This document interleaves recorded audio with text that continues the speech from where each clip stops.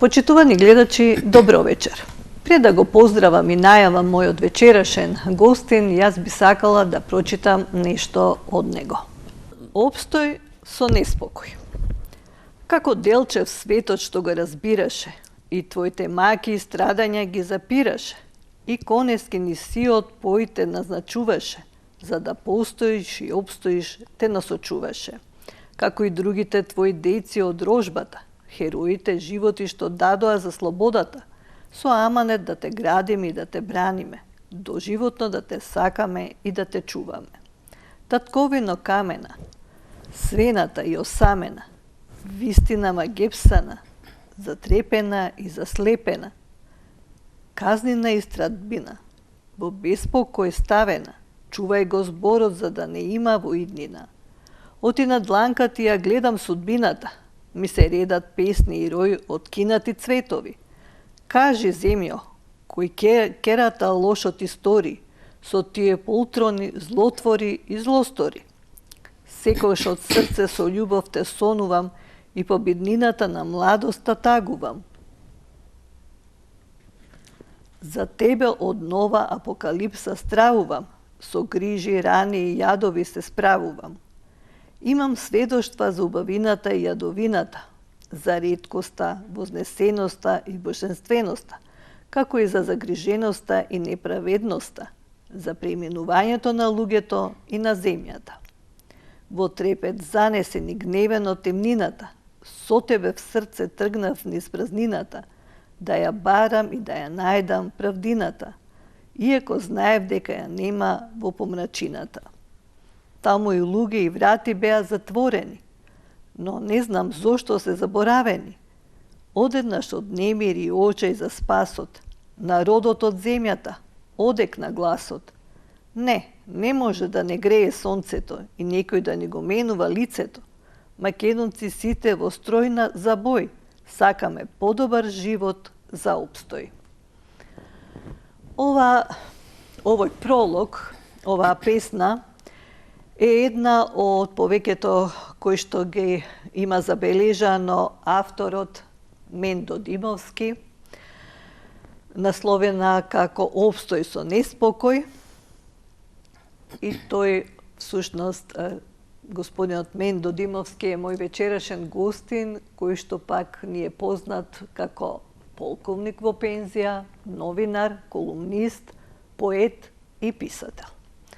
Добро вечер, Мендо, и добро ни дојдовте. Добро вечер и добро ве најдов. Еве, јас обстој со неспокој. Значи, тоа ви е последната книга, најтазе, нели, објавена книга, со многу, за мене лично, силен, моќен наслов. Па кажете ни, која е символиката на самиот наслов, односно што ни укажувате, што ни порачувате, што ни, еве, ни докажувате со овој наслов? Всушност и самиот наслов го говори тоа што сакам да го кажам, што сакав и го кажав. Всушност, сите мои книги досега, ова е 10-та, иако имам и други, само не го виделе уште светлото на денот. Сите книги, кога ќе се прочитаат насловите, тука веднаш просто не ви треба да читате, се е дадено во насловите. Јас се трудам, мислам, тоа ми е можеби една добивка од новинарството. Имам, нели, така име најавивте, благодарам, многу титули ми наредевте, ама тоа е тоа. Во новинарството така и учев своевремено, завршив новинарска школа во Белград 75-та година. Тоа покрај мојата професија, мислам, новинарска, тоа е новинарството, така ми дојде како воен новинар, нели? А да се доискажам за ова што сакав да го кажам, дека како и во сите да речам професии би требало така, да се трудиме, да кажуваме со малку зборови многу да кажеме, многу. И така, например, јас тоа го научив тогаш, така да се искажуваме на зборовите, да им е тесно, а на мислите широко. И сега, еве, може би, јас сега ќе ви кажам дека од моето творештво, тоа што го јас почнав да го применувам. Првата моја книга е 2013 година, а почнав да пишувам книги, мислам како книги, иначе јас се занимавав со новинарство, воено новинарство. Чекорења ни животот. Не сакам да ви објаснувам многу околу тоа. Втора е книга Јас. Тука малку се двоумев дали тој наслов да го дадам јас, бидејќи имаше и кога излезе книгата, малку имаше некои забелешки, па како тоа јас? Кој си ти да кажуваш јас? Како нарцисоидна малку. Да. Самобендисано. Да, самобендисано. Меѓутоа, јас тоа го пишував повеќето не за мене, него за моите внуци. И таа книга, иако е јас, ама тоа не е моето его. Мислам, јас го кажував. Тогаш имаше, и сега има повеќе книги, никого не препишував. Јас, например, мислам, за жал, Обама, не е за жал, него беше добар. Обама, и Путин има. Значи, книга Јас, Обама има, Путин имаше, и да не ги набројувам сега некои други. И јас тоа го оправдував, кога некој ми рекоа, кој си ти да си јас? Па не сум јас, него не е моето его, него јас сум како ти, како секој друг. Од животот, тоа е толку полна таа книга, со настани, со животни премрежиња, сум ги имал многу, 30 и неколку, повеќе можеби. И значи, повеќето јас ја пишував и за моите внуци, искрено. Тоа да како некои поуки има, тука повеќе има секвенци, сега не се сеќам, 6, 7, 8. Значи, јас раскажувам за мојот живот, ама одеднаш ми доаѓа за професијата, например. Имам за професијата посебно како од научен аспект, а што е професија, како треба да се... А и јас како ја бирав професијата, тоа е многу интересно. А нешто му доаѓа како автобиографска значи, книга? Повеќето така автобиографска, ама и како мемуарски роман, така го има рецензентката, така го оцени, и но можда не е добра, затоа што има поуки. Како јас ја бирав професијата, како треба да се бира, за професијата, за судбината, за времето, за учењето, како треба да се учи, јас сум учил како, мислам, и што е учењето, па памтењето, па и уште многу тие, да не набројувам. А да се вратиме на првата што ја спомнавте, значи таа за каква книга станува збор? Таа е публицистичка книга. И во неа тука се корените можеби на сето моје творештво. Имав, јас бев тогаш новинар и заменик главен уредник во Пензионер Плюс. И беше некоја идеја, ајде да направам книга од она што имав објавувано. Доста имав објавувано прилози, и така да многу интересна од аспект на средбите со луѓе и портрети што правев, како убави репортажички тие за човекот да направиш портрет, значи навистина да не само сува биографија да кажеш кој е што е, него така спонтано да испадне. И многу бев задоволен што ми се јавуваат од весникот прво сеча и сечоци имаше, и јас реков ајде да ставам тоа во една книга, значи тоа тие средби, под повеќе поглавја беше. И Едно што јас подоцна, тоа го проширив, не ги спомнувам сега сите, и една приказна ќе спомнам само, умувања. Значи, имаше, всушност тие беа моите почетоци напишување колумни. И од свој агол имав така, од за она што ни се случува, па од косо гледано, па пишував колумни тогаш во тоа време и порано што пишував од Дневник, од Нова Македонија, од Вечер имав, а подосна така станав попознат и можеби да речам така попознат, скромно речено, колумни што објавував во Слободен печат. И од тие колумни направив 2 книги, ама сум објавив преку над 100 и повеќе колумни. Тие колумни се посветени на ова, на сето што ни се случувало и што ни се случува и ден денес. Јас тоа го гледам на свој начин и објавував така колумни и затоа така и настана книгата Што ни се случува. Сега да не елаборирам многу околу тоа, а бидејќи ја гледам пред мене исто и книгата Зоре, тоа ми е 3-та книга, тоа е една вистинска приказна. Читајќи ја книгата јас, полна со така настани, со премрежиња, еден мој колега, за жал пред 2-3 месеци почина,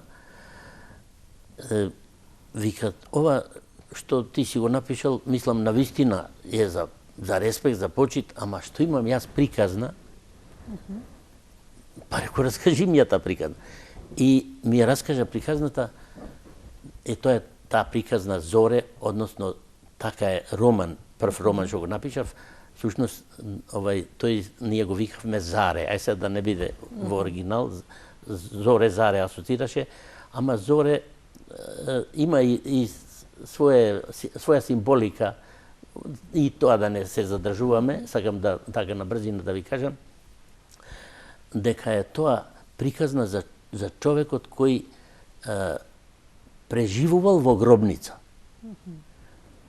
Тоа семејна гробница, го фатиле, да речем, така за уши, додека бил во академија, пошто колега ми е, и банда, некоја го става во гробница да вади златни накид, заби, не знам, да ја оперира као, и после, наместо да му помогнат да излезе од таа дупка, јама, кај што свеже погребани биле, некоја богата фамилија, сега и тоа да не, ама главно доста злато, тогаш се ставало злато, тоа е 66-та, може и 3 години, сега никој тоа не става, да.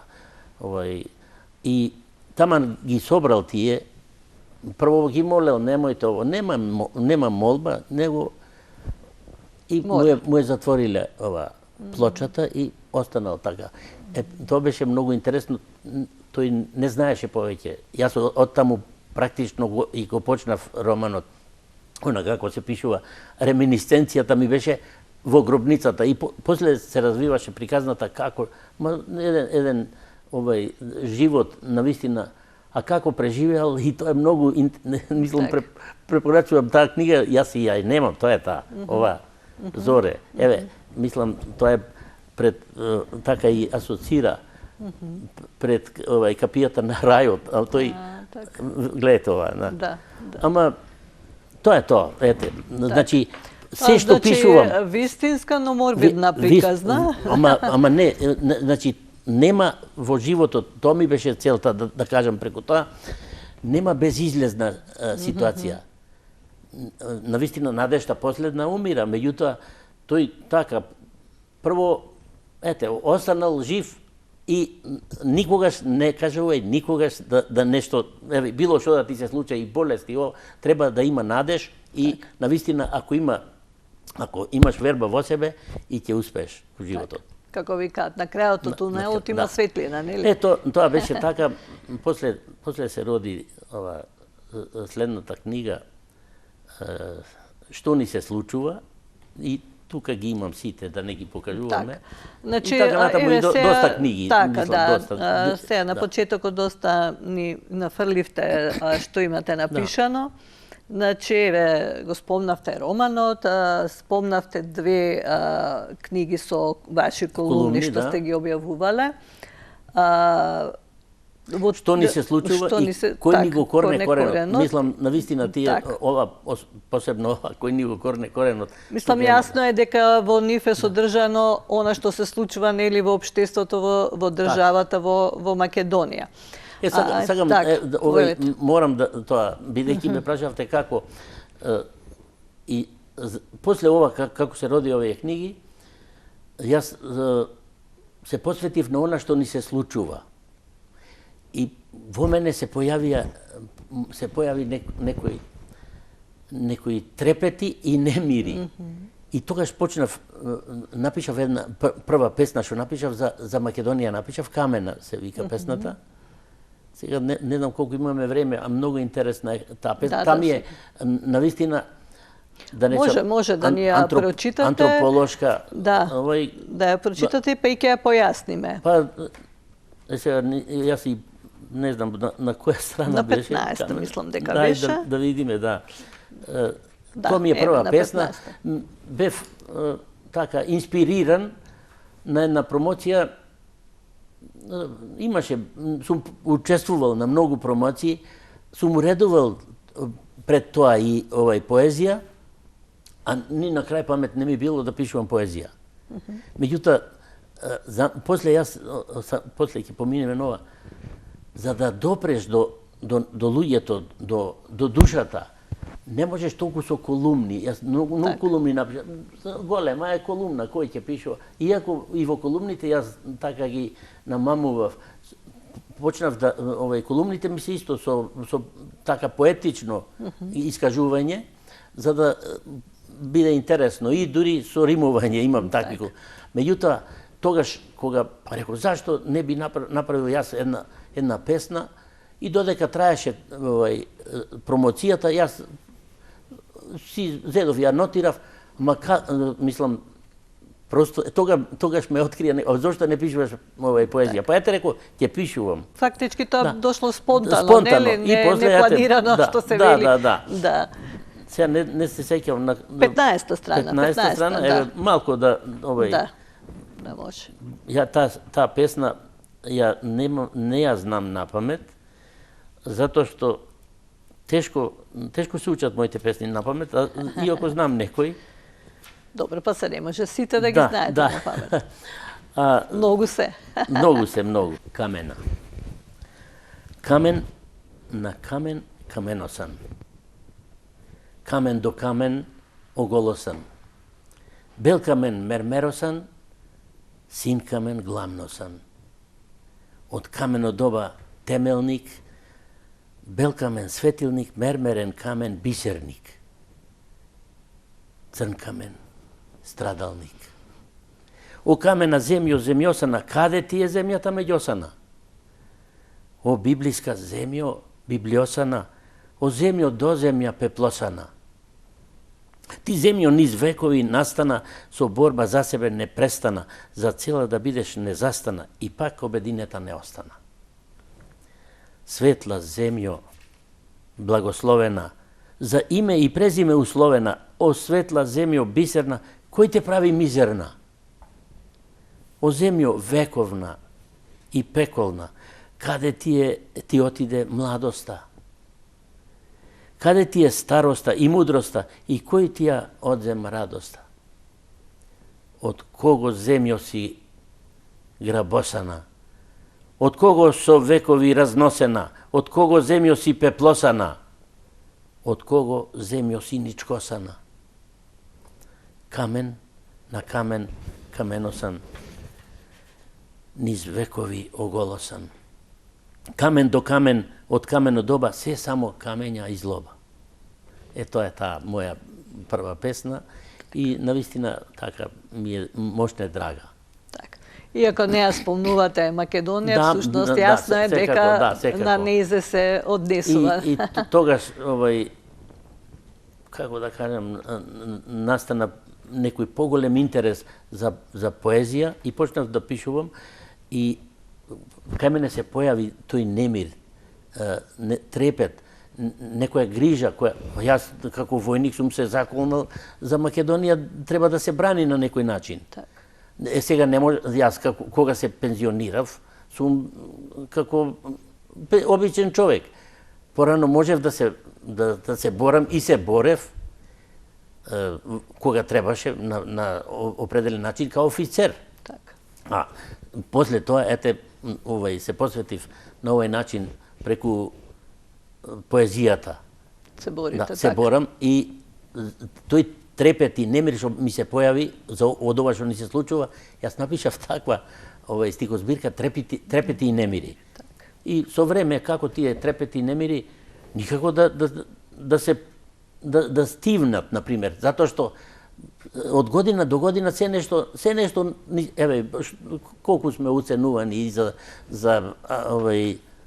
за Европа, не знам што све дадовме име, све и презиме, а немаме, се уште сме условувани. Практично е тоа го кажувам. После тие трепети и немири, кај мене премина во рој неспокој. И таква имам стихозбирка, сега тука се тие да не ги покажуваме. И така почна да се редат. Јас не само кај мене тоа што го чувствувам, него кај луѓето, кај обичните, одејќи, мислам, во средби разноразни. Така, во комуникација. И тоа, во комуникација. Се чувствува, да. И тоа почнав и тоа така и да пишувам песни и од колумните кои речиси многу такви колумни претворив во поезија, во песни, се посветени на Македонија. Така еве, преку тие колумни и преку збирките поезија, вие трагате по изворот на еден долгогодишен проблем на македонскиот народ, односно го барате виновникот за самоуништувањето. Па го најдовте ли виновникот за самоуништувањето? Или уште трагате? Трагам. Не само што трагам. Јас многу прашувам. И Македонија ја прашувам, значи прашувам и се прашувам и го давам моето мислење. Давам и предлози. Меѓутоа се уште затоа така и настана всушност песната Гласот на земјата. Таква една поезија посветена исто на Македонија, не на земјата, мислам, на Македонија. Гласот на земјата, тоа е метафора на народот. И после тоа јас не застанав, па напишав поема за Македонија. А таа поема се вика На врвот на умот. Мојот рецензент, вие го знаете кој е. Така, баш и наредното прашање ми е поврзано со вашиот рецензент. И уште еден друг, кој беше, мислам, тој практично ме поттикнува да пишувам и еве и сега ми беше рецензент на ова Мишо Китановски, ајде да не го криеме.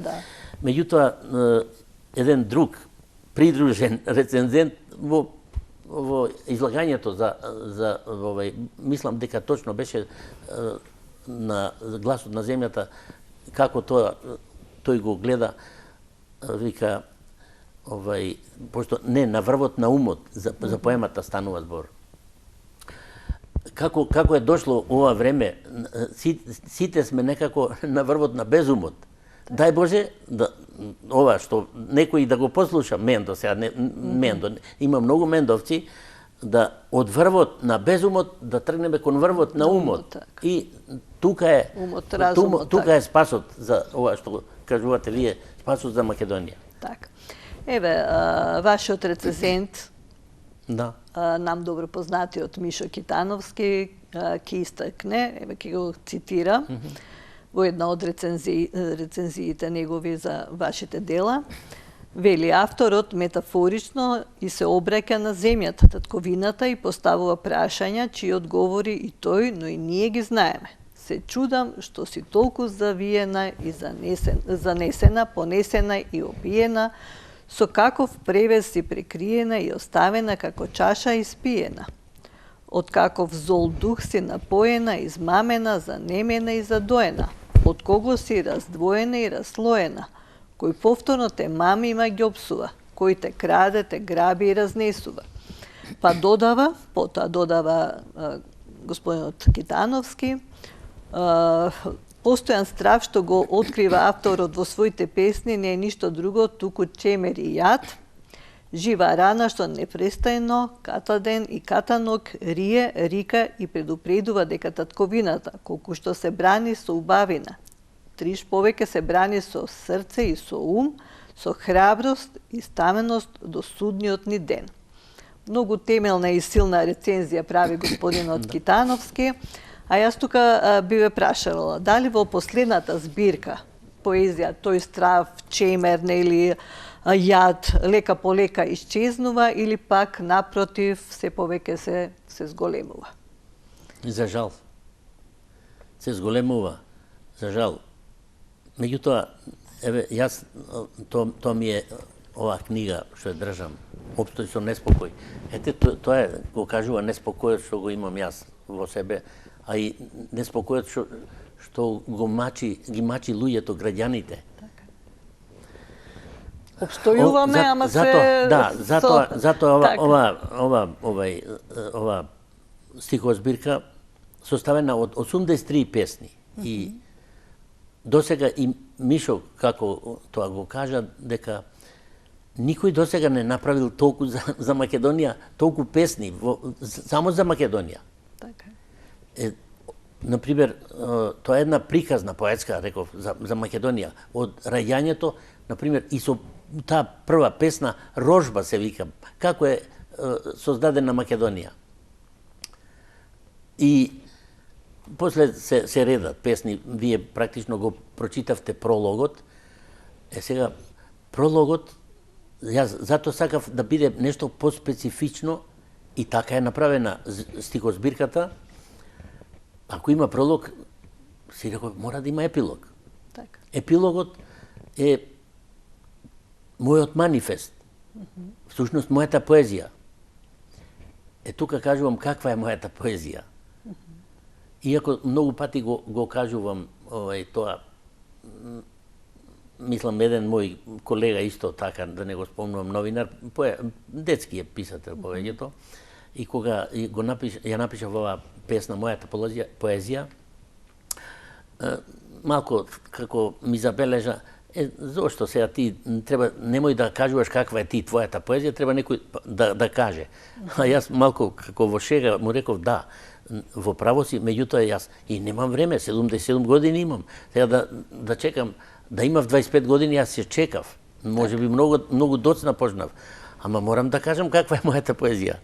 И затоа Мишо беше воодушевен од прологот, односно епилогот, а епилогот практично и Мишо ми помогна да го наречам мојот манифест.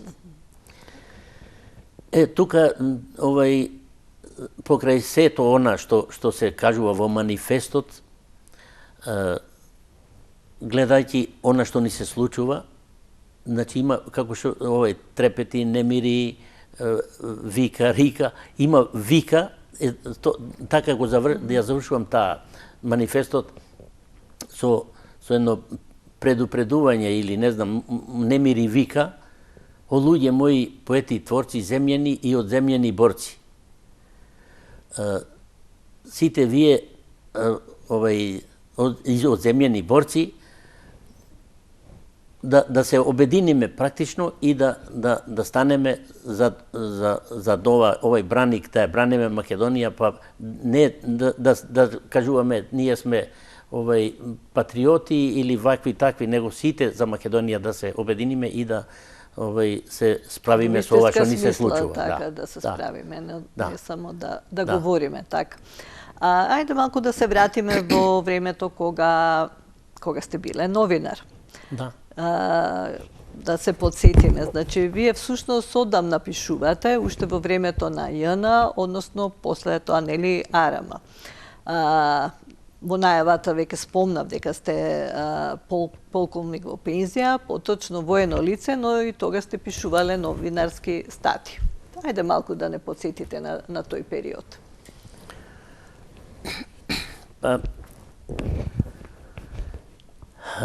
Јас едно 14 години активно се занимавав со воено новинарство. Што значи тоа воено новинарство? Што пишувавте? Многу интересно прашање. Так.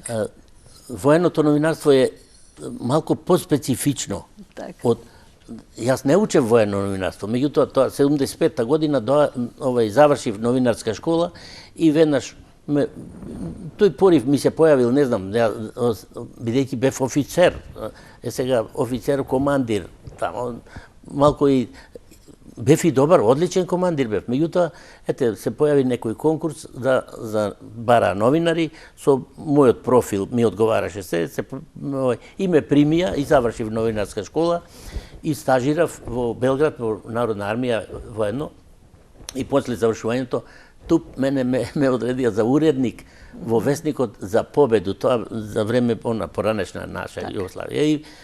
И тамо одеднаш малку се уплашив од тоа. Уредник, како уредник, јас сум завршил новинарска школа, меѓутоа треба, а нема време за чекање сега јас да одам со обични работи, него веднаш и ме фрлија, како вогин ме фрлија, и веднаш требаше, ме поставиле уредник на воена рубрика и се случуваше една вежба, тогаш Победа се викаше, а овој вестник па беше за победу.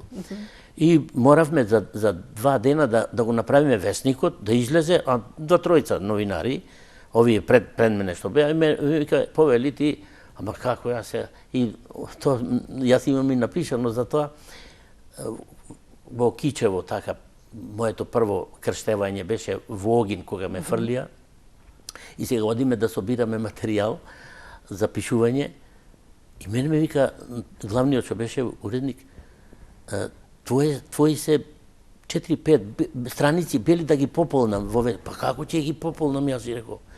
И тогаш си викам, каде јас залутав, какво новинарство, как шубаво ми беше, како командир, бев тогаш поручник, си имав курири, и сега како требаше материјалот од војнициве, да собираме материјал, да пишуваме за нив, за активностите, за после ми беше тоа лук и вода, ама почетокот е тежок. И вака си реков, па се покајав просто што дојдов во новинарствово. Ама тоа го преживеав. Да си бев командир, си викам, го гледам едно риче, проценка си, она што учев, значи, војничко, и шубаво ќе ми беше, само ќе викнеш курири, трчат, изволте ово, и се тие по кеф, нели? А бев остручен. Меѓутоа, не може да се научи додека новинарството ако не те фрлат во огин, и мене ме фрлија, па после тоа военото новинарство не само што е тоа прво е цивилно, па после е воено. Можеш да се надоградуваш, и како и во цивилното новинарство ти можеш да било што некоја тема обработуваш, пишуваш, прво да се подготвиш, малку да научиш. И јас, например, бев пешадинец, како по струка, по вес ние го викавме, а има многу весови, има такви, па АБХ, па артилерија, па воздухопловство. И се јас почнав да учам тоа, значи, практично цела таа работа војничка ја проучував и како новинар, да би после тоа, во стек на околностите, јас почнав и кога заврши тоа моето воено новинарство, за воено завршив во меѓувреме високо воена политичка школа, и сега треба да се напредува, меѓутоа без дополнително надоградување не можеш да одиш понатаму, и сега полковник сум, нели? Тоа, во ранг на постдипломски студии вонрено завршив, за времено на тоа мое новинарување во Вестникот за Победу. И така да, после тоа веќе почнав воени должности да добивам, и кога се осамостоивме, јас веќе тогаш бев во некоја прекоманда во Крива Паланка, и се отвори 88-9 година почна да се имаше иницијатива да се дозволи на Македонија као на словенциве им дадоа на Словенија да се Народна армија и фронт, тие беа тогаш познати весници, да излегуваат на словеначки. Зошто сега на словеначки, па и на Македонија на македонски. А јас тогаш бев на служба во Прива Паланка и мене подитно ме поставуваат за уредник на весниците Народна армија и фронт на македонски јазик. Тогаш пак се вратив на во новинарството повторно и така ми заврши кариерата во воената професија, меѓутоа новинарството не го оставив никако. Интензивно бев соработник во весникот Одбрана, тоа е публицист на нашата армија кога настана. Одбрана се викаше, сега и Штит беше. Тука соработував интензивно и го сметам како мој голем придонес во новинарството соработката со весникот Одбрана, односно списанието на нашата армија и Министерството за одбрана. Правев интервјуа со НАТО советодавниот тим со сите негови припадници и мене ми е задоволство да кажам дека имам интервју правено со Весли Кларк, мислам на НАТО, секретарот што беше, и со други, со сите членови. И толку ми се насобрале интервјуа што имам, мислев едно време да издадам книга со интервју, ама не ми беше тоа така, мислам, интересно. Интервјуа кој ќе чита и затоа се посветив повеќе на поезијата и да скратиме, и ова ми е навистина најдрага вака книга, Опстој со неспокој. Така, при срце ми легна книгата и мислам дека многу вие бевте на промоцијата. На промоцијата и така имам доста пофелби така и на социјалните мрежи и така. Не знам сега колку имам време. Имам многу закажување, меѓутоа пишував колумни, пишував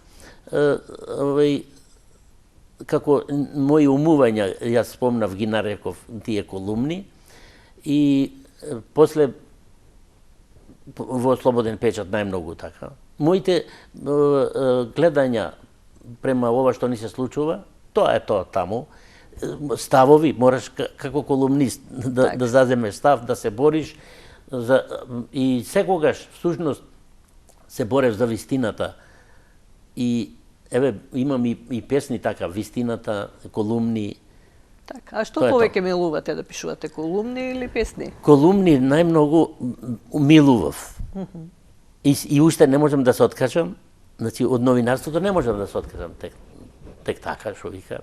Ама песните сега повеќе ми лежат песните. Имам сега некои друг еден проект, нема да го објавувам. Сега баш ќе ве прашав пошто како да заокружиме. Пред да преминеме на тоа прашање, сакав само за насловнава да ве прашам. Многу е интересна, многу е убава. Која смисли? Мислам, многу кажува самата насловна, нели? Насловната страна земја испукана, но сепак тоа е моја идеја, искрено, затоа што ме потсеќа на детството.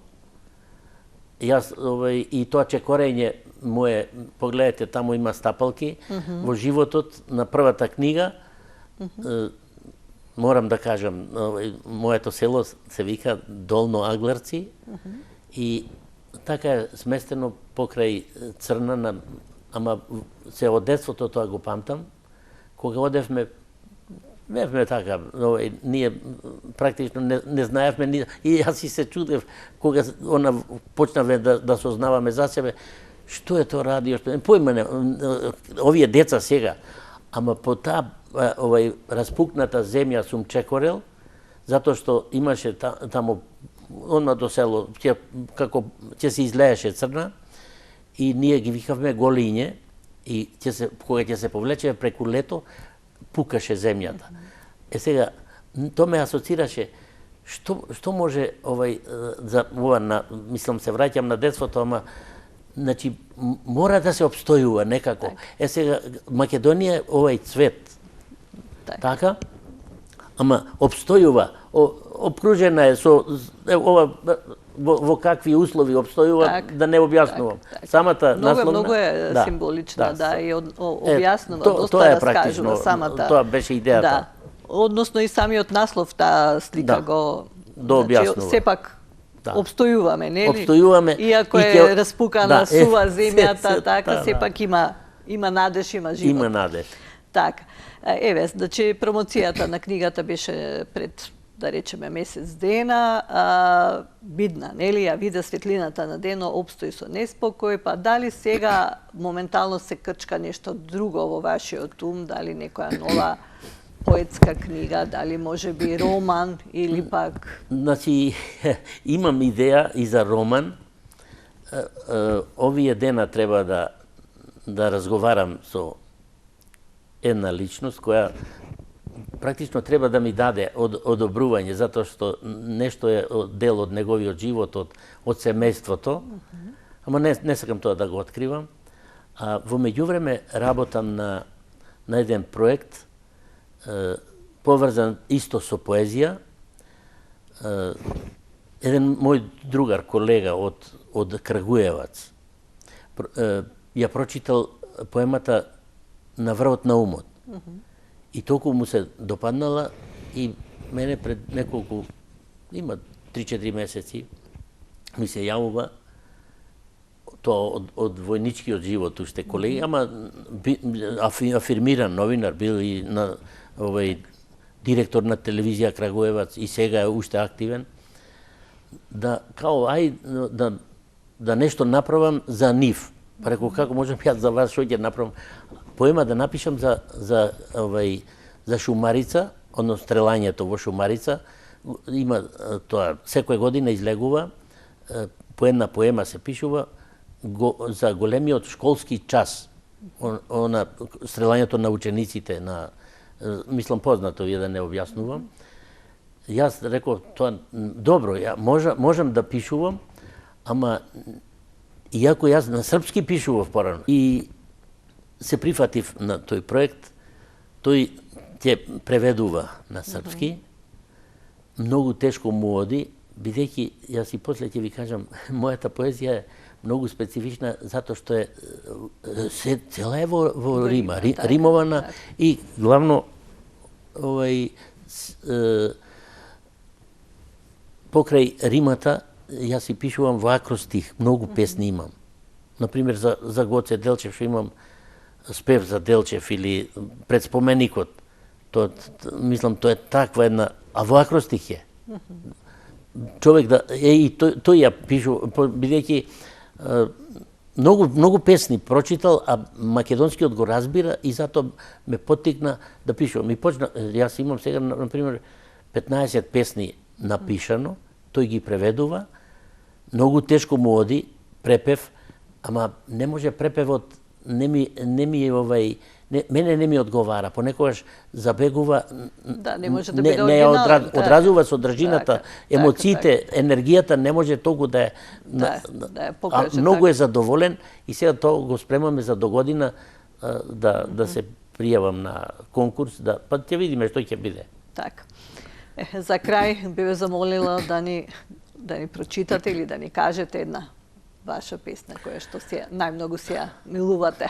Сега најмногу сите ги милувам, ама има една навистина ова што кажував за емоциите, за енергијата, за чувствата што побудува понекогаш и јас самиот се наежувам кога се вдлабам во читањето, во кажувањето на песната и на многумина таа им се допаднала.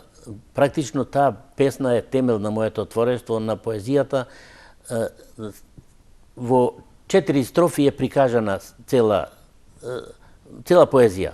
И само ете тоа да го прочитате, да го слушнете, ќе ви биде јасно што всушност јас кажувам и што посакувам. Повелете, кажете ни. Интересно е ова, бидејќи со преводот ме слушаше мојата внука како со овој колега што се договаравме, како е тоа тешко да се изражат емоциите и на српско-хрватски, српски сега, нели? И на друг јазик. внука ми почна да учи шпански. И вика, дедо, не си во право, знаеш дека на шпански може се тоа што ти го кажуваш да го почувствуваш и да се римува убаво. Па реко, ај јас ќе се обидам да навистина на шпански да преведам. Оваа песна што ми е во душата, и ја преведов песната, но сега ќе да видиме, еве, да почувствуваме и гледачите да слушнат дали навистина емоциите, енергијата што ја чувствувам може и на шпански да се почувствува. И само една строфа ќе кажам, а после ќе ја кажам на македонски. Ајде, повелете.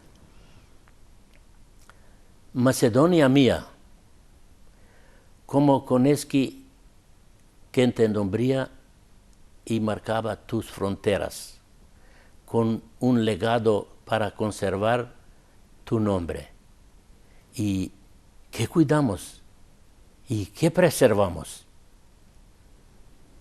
Ова е првата строфа и сега да ја слушнеме на македонски. Иако мислам дека македонски е македонски. Така. Македонио, како конески што те означуваше, и твоите граници ги назначуваше. Со аманет, името да ти го чуваме. А што чувавме попусто? И што зачувавме? Како Делчев, свето што го разбираше, и твоите маки и страдања ги запираше.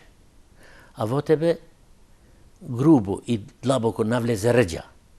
Те разјадува, те разделува и те прави туѓа.